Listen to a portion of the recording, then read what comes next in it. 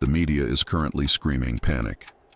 They broadcast fear into your living room, telling you to liquidate your positions, hoard your cash in a savings account, and pray for the storm to pass. That is the exact advice designed for the prey. It is a carefully constructed lie broadcasted by the financial institutions to ensure the liquidity of the middle class remains trapped while inflation quietly consumes it. While you are watching the red numbers on your screen, terrified of losing what little you have, the people in my circle, the 1%, are not panicking. We are salivating. We view a recession not as a tragedy, but as a harvest. A mathematical certainty where wealth is not destroyed, merely transferred from the impatient to the ruthless. We do not hold paper when the system burns. We hold reality. Today, I will open the private ledgers of the elite. I will reveal the 3 specific asset classes we aggressively acquire when the economy collapses. The exact choke points of human survival that become infinitely more valuable when fiat currency fails. The system they pray you never figure out. But before I hand you the keys to this invisible fortress, you must prove you are ready to leave the herd. Subscribe to Ironclad Legacy. Ring the bell. Leave a comment declaring your separation from the masses. This channel is not for the weak. It is the blueprint for the apex predator. The window for the greatest wealth transfer in modern history is opening right now, and true power never waits for the hesitant. If you are still listening, you have taken the first step. Let us begin with the fundamental flaw in how the poor understand value. The middle class believes a dollar is a dollar. They measure their security by the balance in their bank account. But a dollar is nothing more than a promise from a government that is currently printing trillions to cover its own incompetence. When a recession hits, they print more to bail out the weak. The ruler shrinks. The cash you saved yesterday buys less tomorrow. To the elite, fiat currency is not wealth. It is merely ammunition. It is the temporary vehicle we use to acquire permanent control. When the market crashes and blood is in the streets, we deploy that ammunition. We do not buy stocks based on hope. We buy the underlying architecture of civilization. Asset number 1 is not something you can put in a safe. It is something the world cannot exist without, regardless of who is sitting in the president's office. To understand this first asset, you must look away from Wall Street. Wall Street is a casino built with flashing lights to separate you from the fruits of your labor. Look instead at the dirt beneath your feet. I am not talking about residential real estate. Buying a suburban house and hoping a battered tenant can pay rent during mass unemployment is a fool's gamble. I am talking about the absolute baseline of human survival. When the global supply chains fracture, when the supermarket shelves sit empty, the man who controls the origin of sustenance controls the population. During the fiercest economic depressions of my era, while the masses stood in breadlines, my associates and I were quietly buying the soil that grew the wheat. We aggressively acquired commercial agricultural land and freshwater aquifers for pennies on the dollar from desperate owners facing foreclosure. We did not farm it ourselves. The elite do not labor in the sun. We placed the deeds inside anonymous, irrevocable trusts. Then, we leased the land to the operators who had no choice but to work it. The first asset, the 1% hoard during a crisis is productive, irreplaceable earth. Because governments can print infinite paper notes, but they cannot print a single drop of fresh water or a single acre of fertile topsoil. When hyperinflation ravages the economy, the price of the harvest skyrockets. Our yields rise, our land value multiplies, and our invisible monopoly tightens its grip on the throat of the market. But owning the origin of the resource is only the first piece on the chessboard. The harvest is useless if it cannot be moved and processed. And that brings us to the second asset, the hidden veins of the global machine. An asset class so heavily guarded and so violently profitable during a crash that most retail investors never even know it exists until they are forced to pay the toll. Asset number 2 is the infrastructure of necessity, the logistics, the energy grids, the pipelines, and the physical supply chains of the world. The middle class operates under the delusion that wealth is created by inventing the next great consumer product. They invest their dwindling capital into tech companies and retail brands, hoping the masses will continue to consume. But what happens when the masses lose their jobs? They stop buying new cars. They stop upgrading their phones. They cancel their subscriptions. The consumer economy collapses. But there is a baseline of existence that cannot be canceled. The lights must remain on. The data must flow. The goods, no matter how few, must be transported from the ports to the warehouses. During my ascent, I recognized early on that drilling for oil was a peasant's game. It was a gamble based on luck. I let the amateur prospectors take the risk of digging empty holes in the dirt. Instead, I acquired the refineries. I built the pipelines. I controlled the railroads.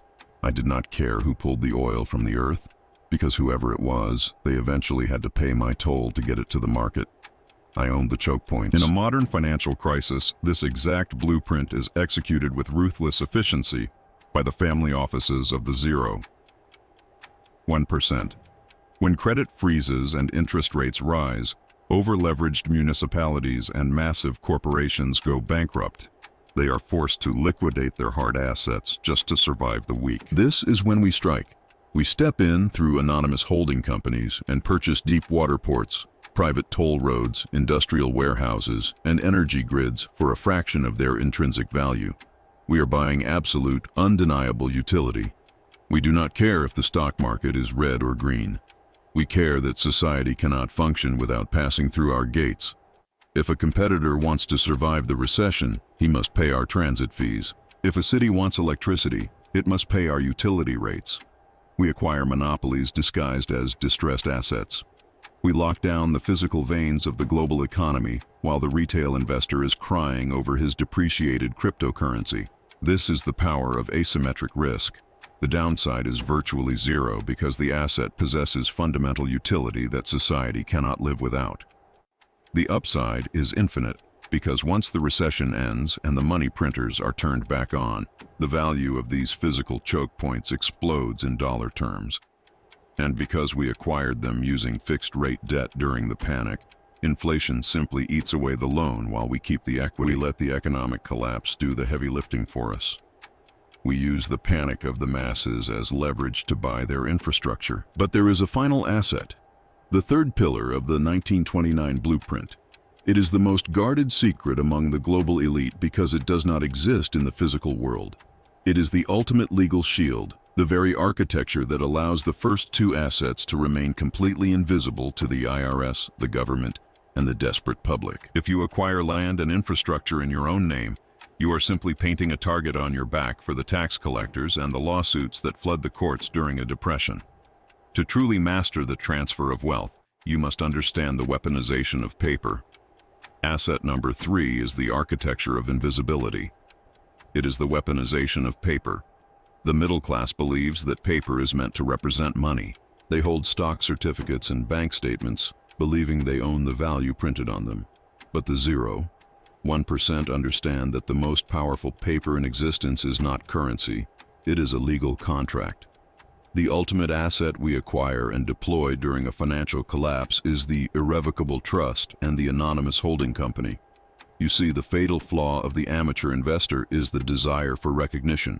When a man from the middle class makes his first million, he wants the world to know. He puts the luxury vehicles in his name. He puts the primary residence in his name. He attaches his ego to his assets.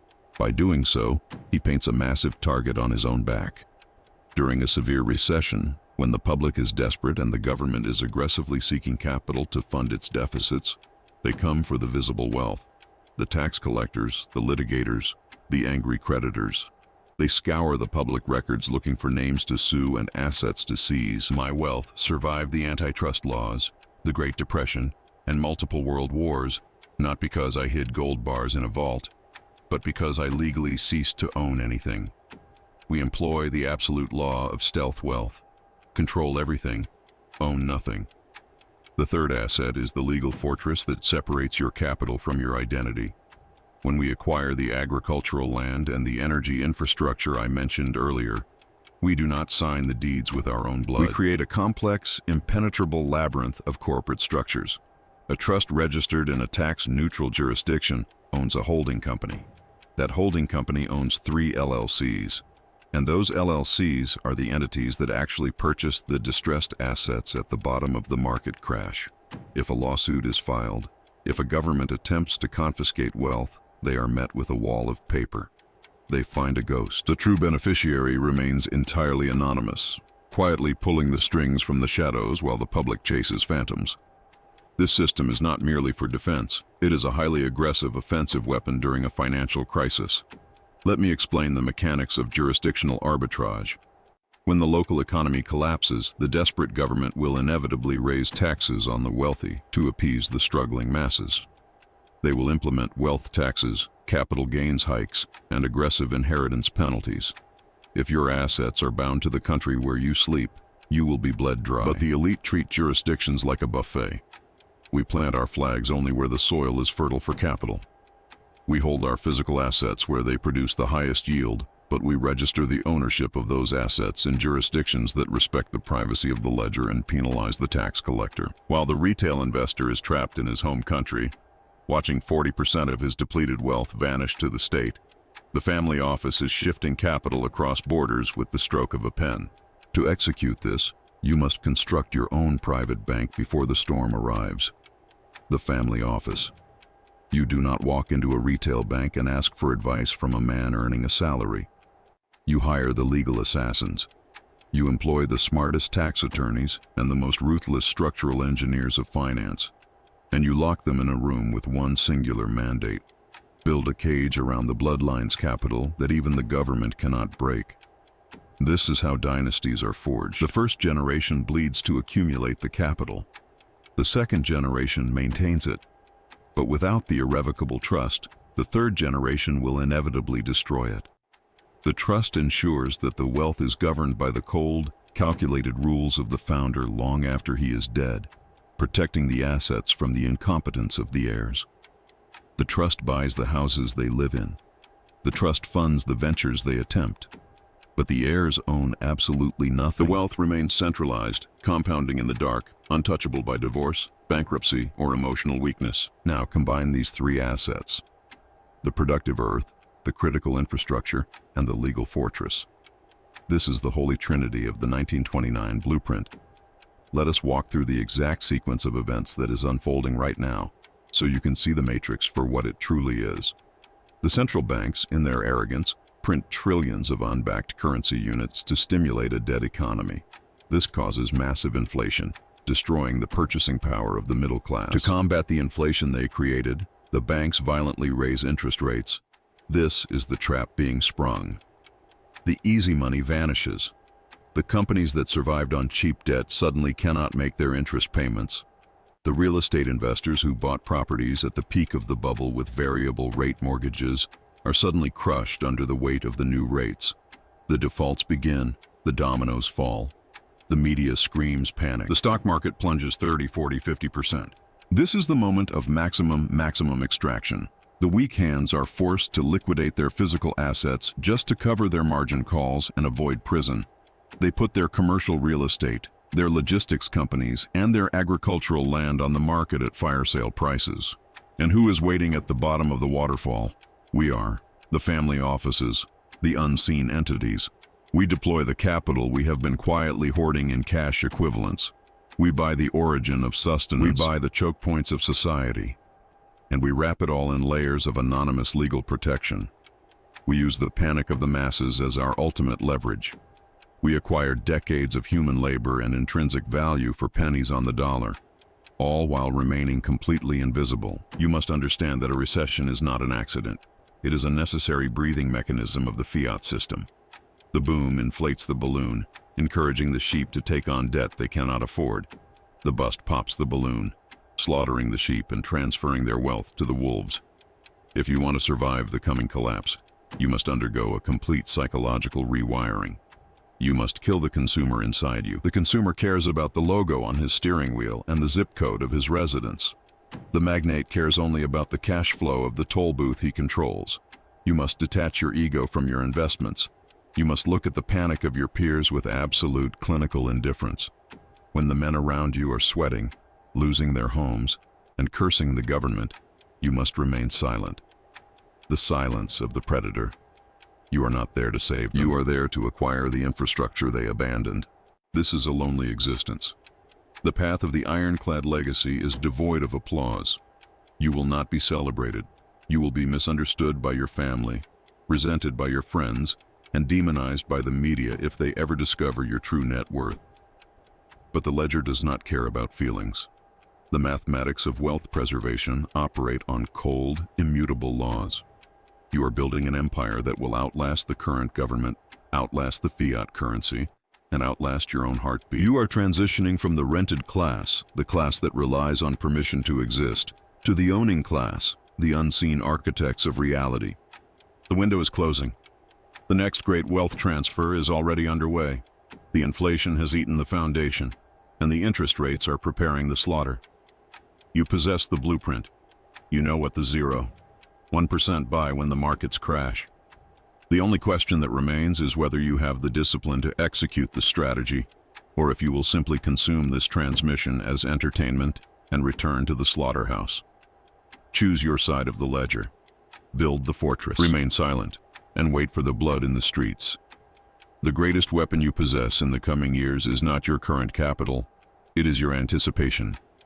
Let us break down the exact chronological anatomy of a financial collapse, so you know precisely when to deploy your invisible architecture.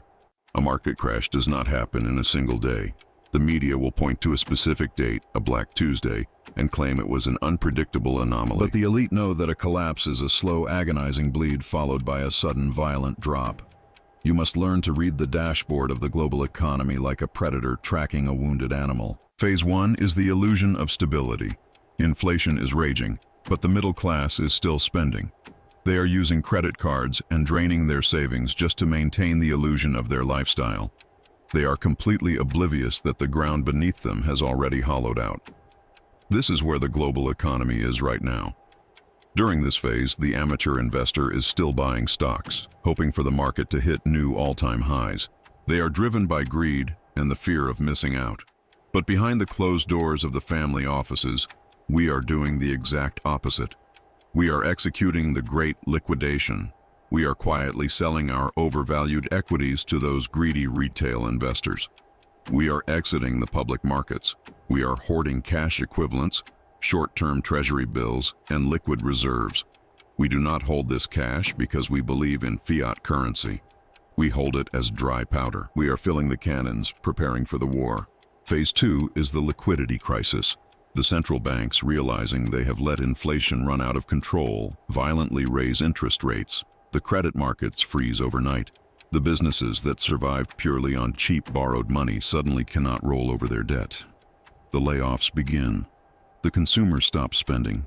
This is when the panic starts creeping into the psychology of the masses. The middle class suddenly realizes they cannot pay the variable rate mortgages on the homes they bought at the top of the bubble.